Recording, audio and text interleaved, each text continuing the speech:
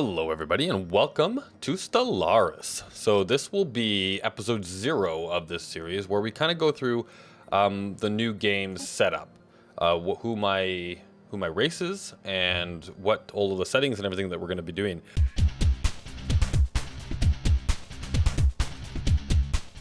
I will be releasing the first video in the series today as well, so stay tuned for that. It should pop out pretty quick after this one. But yeah, if you want to know kind of how my race is set up and how I'm basically going to approach the game, then stay tuned. Or jump on over to the first episode to get right into the action.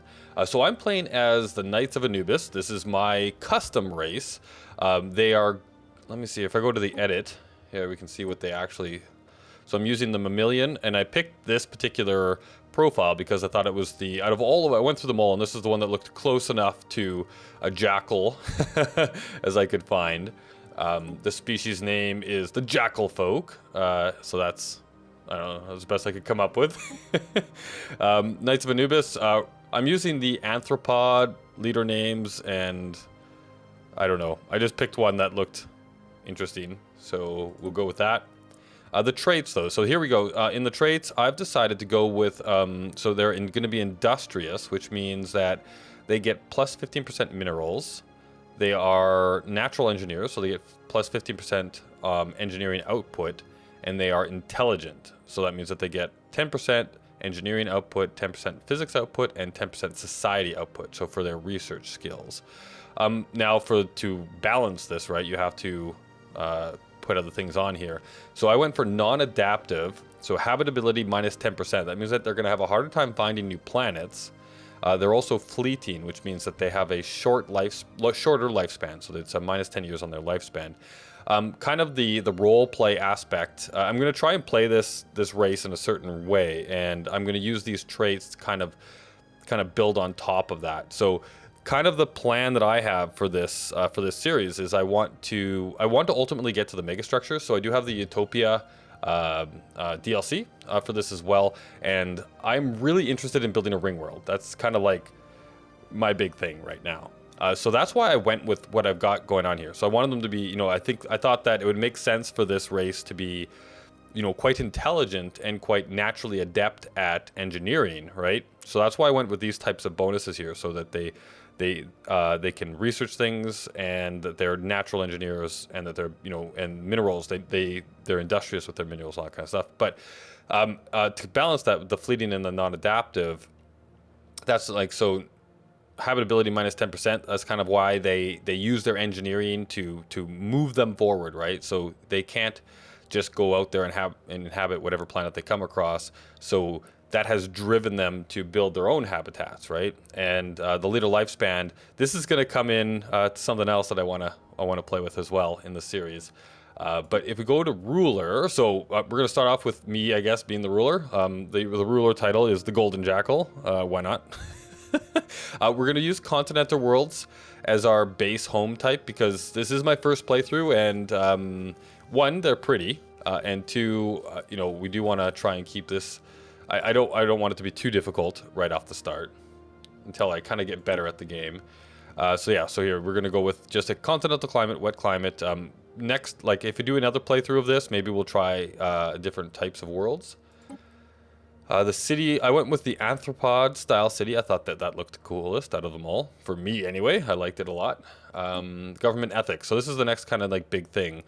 So I went with mechanist here, which is. So this kind of leads into the next thing that I'm going for in this play style here. So if I remember correctly here, start the game with 4 pops being robots, yes, and with the technology to build more. Robot maintenance cost is reduced by 5%. So again, because they have shorter lifespans and they're very highly engineered focused race, they've developed robots, right? And I'm also going to try and head towards there's ascension perks and stuff. Obviously, one of those is the circle of life, which is what allows us to make ring worlds. But there's also kind of like ones that allow you to ascend. Your throw off your biological prison and ascend to sentience through or not sentience, but ascend to what's the right term, like into a synthetic kind of like state, and that's kind of, I'm going to try and work towards that as well, with their, you know, their short lifespans, and they're very highly focused on engineering and all that kind of stuff. That's kind of like the way that they're going as a species. And then mining guilds, this helps in mineral production. So again, like very focused on mineral production, engineering, building habitats, and also trying to, because they, that's something else. Because they have short lifespans, they're trying to find ways to increase their lifespan, and they're going to approach that through mechanization, and robotics and all that kind of jazz. So that's kind of why I went with, so Fanatic Materialist, which is what gives us so it gives us plus 10 research speed and minus 20 robot maintenance cost, as well as Egalitarian. This was more around, just because I was looking around all the other options, and for now I think this one kind of, you know, makes sense for a starting playthrough as well. So faction influence gain plus 15% and consumer goods cost minus 10%. So that's, and we're also using a democratic authority, which means that we hold an election every 10 years. So my ruler here, me, Mr. Anubis, I'm only going to be in power for 10 years unless I, you know, win the next election. But whatever. The empire name is the Knights of the Anubis. Our flag, I went with something that looked kind of, you know, pointy-eared, so I went with this guy. Starting weapons, I'm going to go. So I've been wondering about this, but so you, by default, you start with, I think, projectile weapons as the one that you go with. I've heard that missiles and like missile weapons, all that kind of stuff, are really good in the beginning, but then very quickly become obsolete later on. So I thought maybe if I start with missiles, and the reason for that is because it takes a while to research point defense, right? So in the beginning, having missile focus might be useful because nobody will have point defense right away. But I think what we're going to do is we're going to start with missiles, and then we're going to work our way towards unlocking some of this other stuff as well. Because definitely projectile weapons and energy weapons make a lot of sense, especially if missiles really do become a bad deal later on. We're going to go with warp travel because it does say new players here. And I do want to give these a try. I have some ideas for these for later on if we do another series. And ship appearance, again, I went with the Anthropod ships because why not? For now, we'll give those a go to begin with. So head back. That is our race. So let's move through to the next. So yeah, so here you can see all of the stats, everything that we just went through. So we're going to select these guys. What I'm going to do is I'm going to start with a... Like, I don't want to go with a huge, medium, large. I think we'll go with a 600 stars, maybe just a medium world to start with. This game is not eligible for achievements. Okay, cool.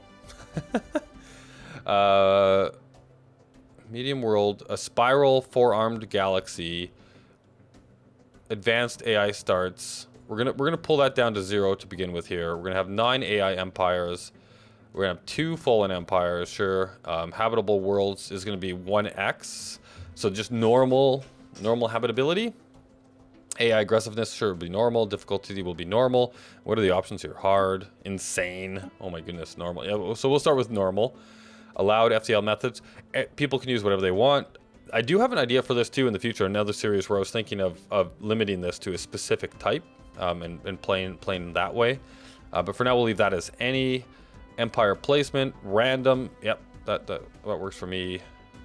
Advanced neighbors, endgame crisis is on. And Iron Man mode is off because, so just so you guys know, I'm going to leave it off because if anything goes wrong with the save or whatever, I want to be able to, you know, to recover and not lose the entire series. But I am going to basically be playing in Iron Man mode where I'm not going to be, no save scum, no heading back and trying things or whatever. Whatever happens, happens, and we move forward with that. So let's start with this. I think that'll be a good first game.